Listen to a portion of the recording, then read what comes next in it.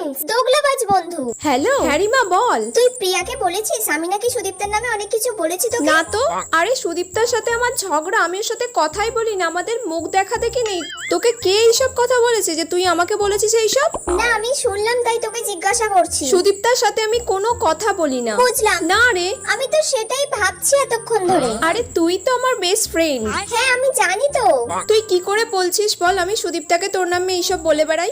কেউ কিছু বললে তুই সেটা আগে আমার থেকে কনফার্ম হবি, তারপর তুই আমাকে কিছু বলিস বা আমার সাথে কথা বন্ধ করিস। কিছুক্ষণ পর।